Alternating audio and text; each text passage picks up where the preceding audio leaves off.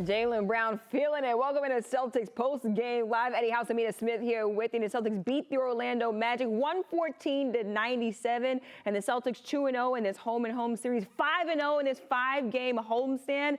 Eddie, it feels like everything is clicking for Boston right now. Yeah, and I think that offensively, right, the ball's moving. Everybody's out there eating. Everybody wants to see everybody succeed. But I think more importantly, we've been asking for this. Forsberg's been asking for it. I think everybody has been, what the identity is going to be on the defensive end. And I think they're starting to find that. They're believing in one another.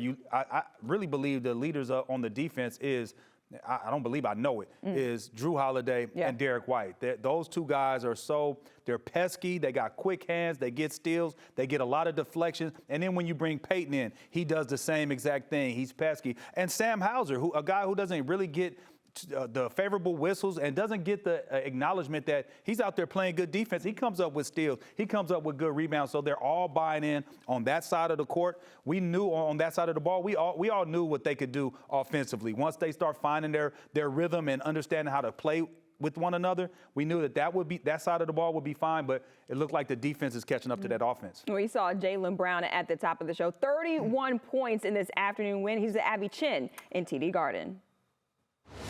Jaylen, you guys went on a 20-5 run in the fourth quarter after Orlando cut it to 6. What sparked that? Just being aggressive, making the right plays, and just playing the game the right way. That was really it. You had 17 points in the fourth quarter. Did the mindset change? Was it getting a little tangled up with Batadze? No, I got my 3-ball goal in a little bit, and everything kind of just fell from there.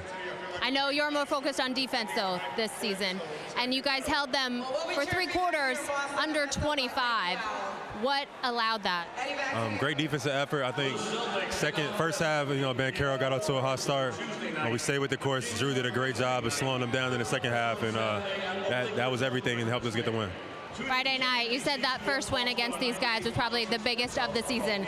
You now sweep the homestand. What did you learn about your team over this stretch? We're just not skipping those steps. We got to take advantage of every single day. It's a tough schedule back-to-back into an early game, but we don't make no excuses, and we just roll with the punches. Jaylen, congratulations. Thank you. Thank you for coming. Scal joining us live courtside. Scal, you just heard Jaylen Brown with Abby right there. Jaylen only had 2 points in the first quarter and then exploded for 17 points in the fourth quarter. What allowed Jaylen Brown to unleash offensively? I don't know, because we've been used to seeing him get off to great starts in the first quarter. But here's what I do know. When he's aggressive, and I don't care if he dribbles off and spins and loses the ball once in a while, I don't care about that stuff. I care about Jaylen Brown making plays. It's scoring is scoring. If it's in transition, if it's making his teammates better, like, we are at our best when he is playing like that. And that's the reason why he signed for the big money and all that stuff. This is Jaylen Brown, and I think he has to have one speed to me, and that is shift it into overdrive and stay there, because I don't think there's a lot of guys with his shot making, his athleticism, his strength. There's not a lot of guys that could guard him with one. And if he starts making the plays that he's been making, the Celtics become that much more dangerous. What about his 6 assists? I think that was big time. Knowing when to get guys shots, when to take it, knowing when it was his moment. Only having 2 points in the first quarter was a surprise, because usually he's a guy just spearheading our energy, our the way that we're going to attack, our aggressiveness in the first quarter. He sets the tone, but I think he recognized that Jason kind of was out of sorts for a while in this game. I know Jason still finished with big-time numbers when you look at it, but he was kind of out of sorts, and I think Jaylen understood that he had to pick it up and raise his level, and he did. And there was nobody on that team out there that could guard him, and he just went to work. They asked you, what can Brown do for you? That's 17 points in the fourth quarter. That's what he can do for you. He unleashed in that fourth quarter. Go ahead, Scal. Yeah, just like, we've been on good teams. You've been on good teams. Like, don't you feel like there's always got to be one player that plays like Jaylen Brown did tonight? On every good team. Like, Derek White's not going to do that. Either is Drew Holiday, and Tatum's not going to do that. So every team has to have a pedal to the metal guy. Of teams that you've been on, don't you always have a guy like that? Isn't it good over the course of 82 games, 107 possessions per game, that you have a guy like Jaylen Brown that plays pedal to the metal? Yeah, you have to have that.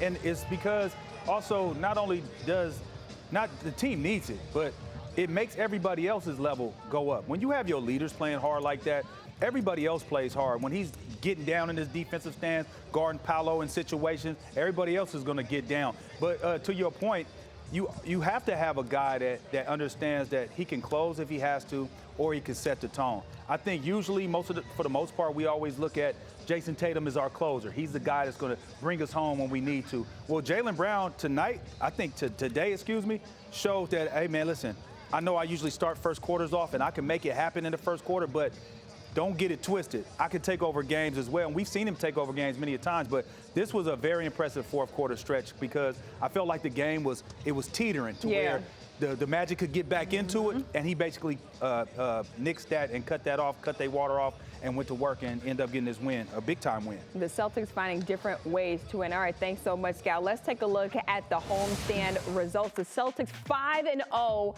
in this 5-game homestand. They are stacking up the wins. The first homestand of 5-0 or better since 2016. Eddie, I want to ask you this. You know, you talk about them facing the Magic on Friday and then also a 3 o'clock game, which is really early. I know people look at it and say 3 o'clock is the afternoon, but you as a player, you're getting ready early for that 3 o'clock tip. Talk about this homestand and how difficult it is for them to go out and have an undefeated record in this 5-game homestand. Well, let's just talk about when it started. It started with the Knicks, right? That's a solid basketball team. Right. We just seen them go into Golden State and get a W over there, a real tough game. Jalen Brunson ended up having 50, so that's a really formidable team. That's a good team. That's a playoff team. Then you go against the Cleveland Cavaliers. I know they were short Evan Mobley, but that's a tough team. They present a crazy defensive matchup with their backcourt that they have with Darius Garland and Donovan Mitchell, who always seem to have a great game here. And you could throw Karis LeVert in there, who loves to play at the Garden as well. They got those two games, you know, and the way they did it, I think the game against Cleveland, the first game, when they were down big and then they climbed back and they kept fighting, I feel like that game is the benchmark that is the game that kind of had them turning the corner, because I feel like they've been engaged every single game since then, especially on the defensive end. It's tough to win home games. They took care of that against a good Cleveland team. Also, showing the resilience in that matchup as well. Because we talked about that after in the post game, the fact that if it was last year and they were down big in the first, second quarter, you'd be a little indecisive. You didn't like, okay, I don't know if they're going to come back and win it at the end of the game. Yeah, and they will try to come back, try to shoot themselves back into it, not play defense one possession at a time, and sometimes get caught up in hero ball, somebody trying to make a big shot when, hey, we just got to work our offense. And I think that's all behind us now. I think that is behind us. And then they come in, this team, Orlando, I believe it was third in the East coming in, a hot team, a young team, really believing in themselves, well coached, and they came in here and back-to-back games basically out-physicaled the Orlando Magic, who was supposed to out-physical the Celtics, outran them because the Orlando Magic was a fast team that everybody talked about how fast they were. They outworked them, they outsmarted them, and basically they outplayed them, top to bottom. Banchero, hell of a player, had a damn good game tonight, but it was nobody else that really showed up for them tonight on a consistent basis. They had twos and fews. Everybody else had twos and fews while Banchero was out there balling out. That's not going to get it done against a Celtics team who is deep, who and actually is looking more and more. They're coming more and more together. That's what I was just about to say. I mean, it's December. It's towards the end of December right now. This is where you really start to figure out what the identity of your team is. It could be getting scary for teams out there. It really could. All right, let's send out to Abby Chin, who's the head coach Joe Mazzulla, after the game. Joe, I overheard a huddle in the first half where you challenged your guys to take it to another level. They did, to control in that second quarter. Did you do that again in the fourth? Yeah, I mean, I thought it was just this homestand is a reflection of the potential of what our team can be from a mentality standpoint. And we're really starting to look at every game, every team as an opportunity and a challenge. And I thought both the Cavs and the Magic brought the best out of us. And they were two physical teams, two talented teams, two well-coached teams. And for us to just create an identity, find that identity, and keep it, I thought credit to our guys for the mindset that they brought this whole stand. Any idea what has caused that shift? No, I mean, I think you just have a group of guys that have been working towards something, and you just got to keep at it every single day. So we're in a great mindset as a team. We just got to continue to fight for that. Not often that Jason Tatum gets in foul trouble. How did that force you to kind of recalibrate, as you have been, and finding ways? I mean, with our depth, it's easy to recalibrate because of the guys on our team who we trust at all times. But it's just, you saw what Jaylen did in the fourth quarter, and the value that he brings on and off the court. And then you see a guy like Jason who, sits the rest of the second quarter, and we go on a run, and then he comes back and makes big time plays. And so credit to those guys for empowering our team, empowering everyone, and we're just learning how we affect each other. We just got to keep that up. I'm going to give you some credit too, Joe. Thank you. Thanks. The Celtics still undefeated at home, 14 straight wins. Coming up after the break, Scal gives out the Tommy Award.